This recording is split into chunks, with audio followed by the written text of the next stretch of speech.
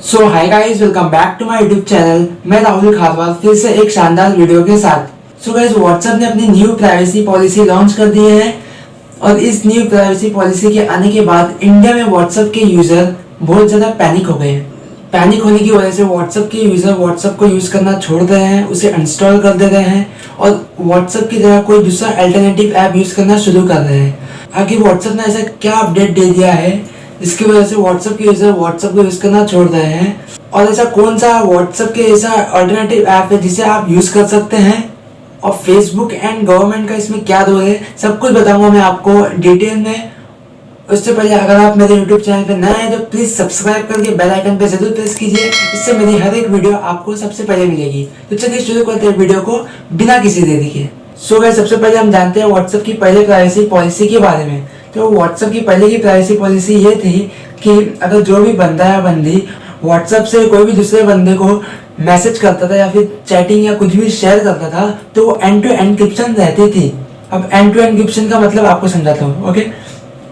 तो and to encryption का मतलब ये है कि पर्सन 1 अगर पर्सन 2 को हाई लिख के भेजेगा तो वो एंड टू एन्क्रिप्शन रहेगी, मतलब वो लॉक्ड रहेगी। वो पर्सन 1 ही देख सकता है और पर्सन 2 ही देख सकता है, उसके अलावा कोई भी नहीं देखेगा। लेकिन व्हाट्सएप की न्यू प्राइवेसी पॉलिसी में ऐसा नहीं है। व्हाट्सएप की न्यू प्राइवेसी पॉलिसी ने व्हाट्सएप ने बताया है कि अब जो भी पर्सन 1 पर्सन 2 को मैसेज करेगा हाय, तो जो भी वो डेटा जो व्हाट्सएप के सर्वर में सेव होता था वो डेटा अब व्हाट्सएप फेसबुक को भी शेयर करेगी।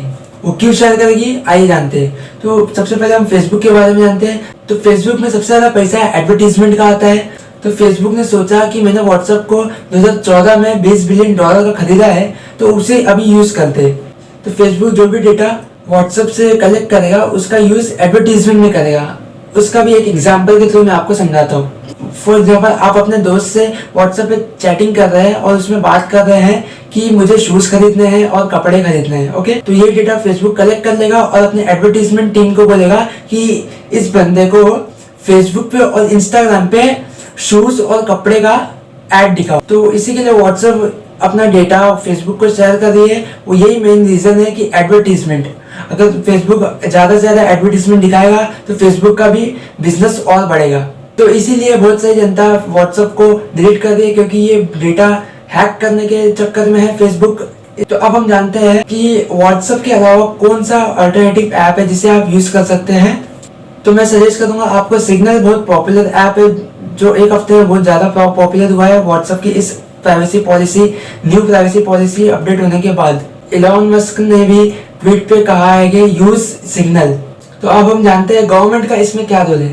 तो उससे पहले हम जानते हैं रशिया में जब ये प्राइवेसी पॉलिसी व्हाट्सएप के थ्रू वहाँ पे लॉन्च हुई थी तो रशियन गवर्नमेंट ने इस प्राइवेसी पॉलिसी को वापस लेने को कहा व्हाट्सएप को, क्योंकि रशिया में एक GDPR स्ट्रॉन्ग डेटा प्रोटेक्शन का लॉ चलता है, जिसकी वजह से कोई भी सोशल मीडिया ऐप या कोई भी डिजिटल प्लेटफॉर्म रशियन पब्लिक का कोई भी डेटा कोई भी कंपनी को शेयर नहीं कर सकती। तो इससे हमें ये मालूम पड़ता है कि इंडिया में भी गवर्नमेंट को आगे आके कोई स्ट्रॉन्ग डेटा प्रोटेक्शन लॉ बनाना चाहिए जिससे भारत की जनता भी डिजिटली सेफ एंड सिक्योर रह सके।